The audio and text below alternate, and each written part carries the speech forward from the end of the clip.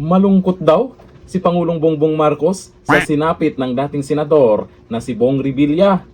May ganun? O ayon dito sa balita, ibinahagi ng Malacanang na labis, opa, talaga lang ha, labis na ikinalungkot ni Pangulong Ferdinand Marcos Jr. ang sinapit ng kanyang kaibigan na si Ramon Bong Revilla Jr.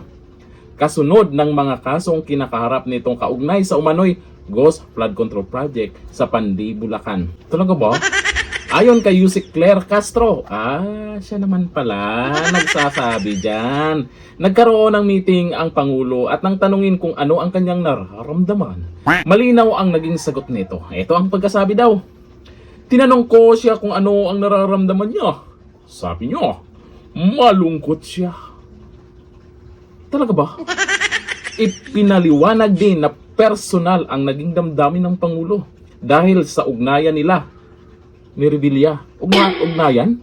Ugnayan saan? Ugnayan sa ano? Ugnayan? Anong klaseng ugnayan? Personal naman yun, di ba? Ito ang sabi. Dahil nakasama niya ito sa alyansa. Oo nga, kaya nga natalo, di ba? At kaibigan niya si Senator Bong Revilla. Gayunman, binigyan diin ng Malacanang na sa kabila ng personal na lungkot, hindi maaaring isantabi ang umiiral na proseso ng batas. Pero ganun pa man, proseso pa rin ang mananaig. Balita natin nakapag-bail si Bong Revilla.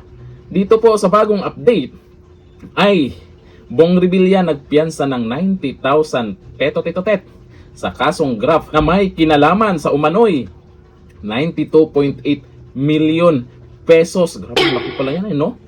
Ghost Flood Control Project sa Pandy, Bulacan. Ngayon, may mga kumakalat na picture ni dating Senador Bong Revilla at ni dating Pangulong Duterte. Pinapakalat ng mga pink ina na DDS daw. Nakaganon silang dalawa. Baka naman kayo updated kung kanino pumanig nitong huli. Kaya nga hindi siya sinuportahan ng mga Duterte supporters, di ba? Andun siya alyansa. Iko-connect na naman sa mga Duterte. Lahat na lang Duterte. Nalungkot nga daw yung Pangulo. Malungkot daw siya sa nangyari. Ayon dito sa mga nag-comment ha. Sa kwento po yan ni Claire Castro ha. Sa mga nag-comment dito sa nasabing nalungkot daw si Dunyor. Sabi ni Adi Mendoza, Nox, bakit di mo samahan sa loob? Ikaw naman dapat ang nauna dyan Ano ba naman mga comment na to? Sabi ni Inday Rosales, di samahan mo. Ayon po yan sa pinagyayaw ni Auntie Claire ha, na nalungkot daw ang Pangulo. Sabi ni Irene Gatchalian, huwag kang malungkot, una lang yan, huli ka. Ito sabi ni Suset Haboneta, drama. Hindi kayo naniniwala? Malungkot nga, di ba? Kaibigan nga niya, di ba? Kasama sa alyansa, di ba? Pero ang aabangan dapat dito, kung may makukulong na mga senador.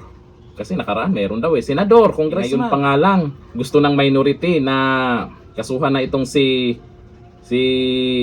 Tamba. May kumontra. 'Di ba? Kontra agad sila. Kakasuhan may ebidensya. O sinong managot ngayon? May mananagot kayang senador or congressman diyan sa nangyayaring maanumalyang flood control project? Hindi po makakalimutan yan ng taong bayan yung tungkol sa flood control projects na yan. Alam naman natin kung sino ang dapat masisi dyan. At bilyon-bilyon ang nakuha ng mga buhaya dyan. Pero malungkot talaga. Malungkot daw, di ba? Dito lang tayo.